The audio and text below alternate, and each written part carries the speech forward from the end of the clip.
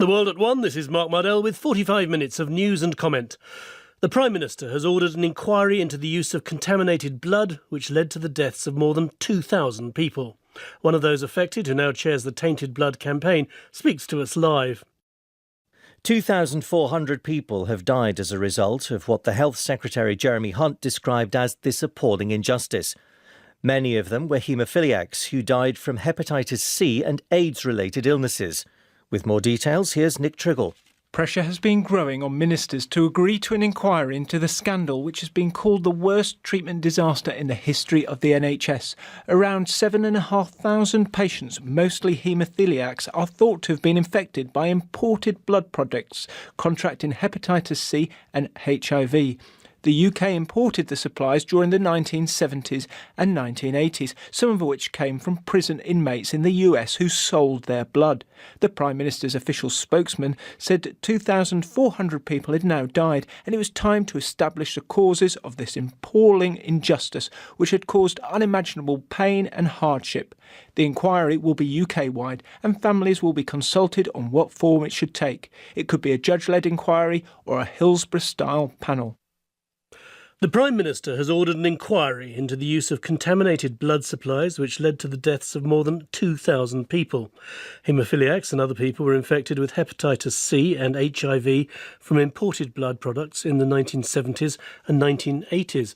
The decision from Theresa May to hold an inquiry comes as MPs are due to hold an emergency debate in the Commons about the scandal. Our health correspondent is Nick Triggle and can join us in the studio now. Nick, what's the background to all of this? Well, it's been called the worst treatment disaster in the history of the NHS. Around 7,500 patients, mostly haemophiliacs, are thought to have been infected by the imported blood products, and they've gone on to contract diseases like hepatitis C and HIV. The UK imported supplies of blood products during the 1970s and 1980s. Now, some of these products came from prison inmates in the US who were selling their blood, and the Prime Minister's official spokesman has now said it's time to act, have an inquiry, and that 2,400 people have died because of what happened. Now, this is only just breaking as we come on air, but what can you tell us about what the government is saying that they're going to do? What about this inquiry?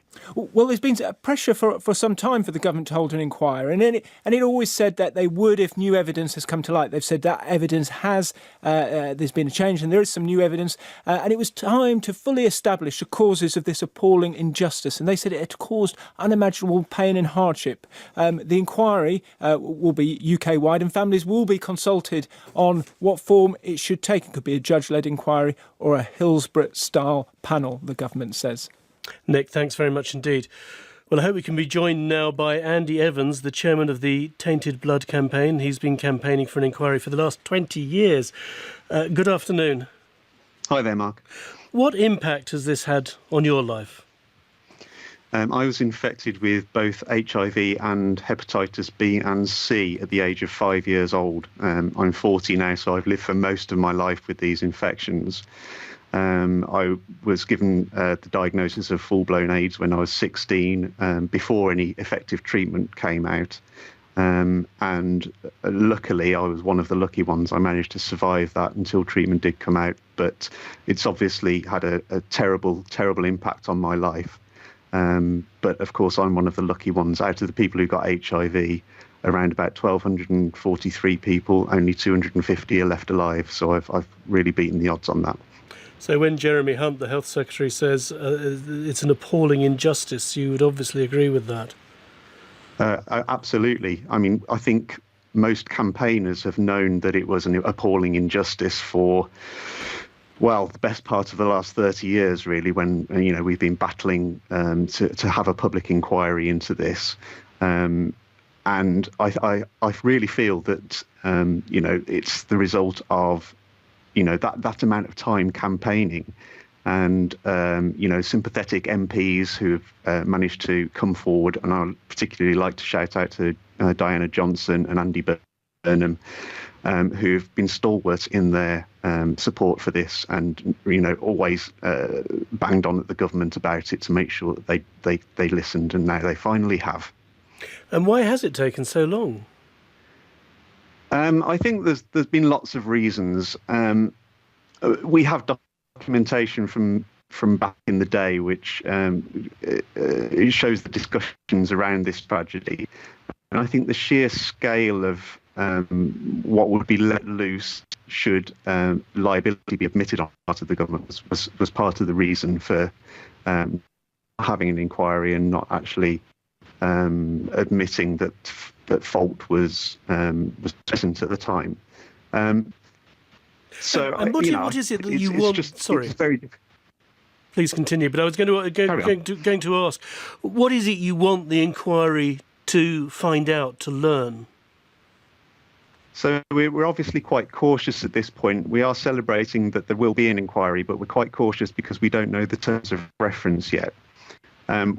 We have evidence that we built up over a number of years that warnings were ignored, that these products would continue to be used despite warnings being present, and also following the actual infections, the sort of mass cover-up that we've witnessed over the years. And we hope that all of that sort of thing will be brought to light.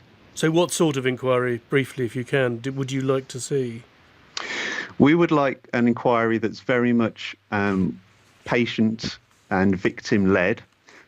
We would like to be heavily involved in that process, but we also need it to be able to summons witnesses and documentation from the day that hasn't been released yet under 90-year rules. It just needs to have that power. We have all the evidence ourselves, but it needs to have that power to compel and to finally put a judge's stamp on this to determine that actually the wrong was done there, and we need to sort the victims out. Andy Evans, thanks very much indeed. Well, Conservative MP Sir Peter Bottomley is co-chair of the all-party parliamentary group on contaminated blood, and he's long called for an inquiry. Good afternoon. Hello, you. I presume you're delighted at this. Well, I'm pleased it's come. It was always going to come at some stage. I would prefer it to come earlier, but I'm very glad the government has now seen the merits of having this inquiry and are willing to take the risks it'll bring to them. And what do you think should happen now? Well, I think that discussing with the Tainted Blood groups and the Haemophilia Society and others makes sense.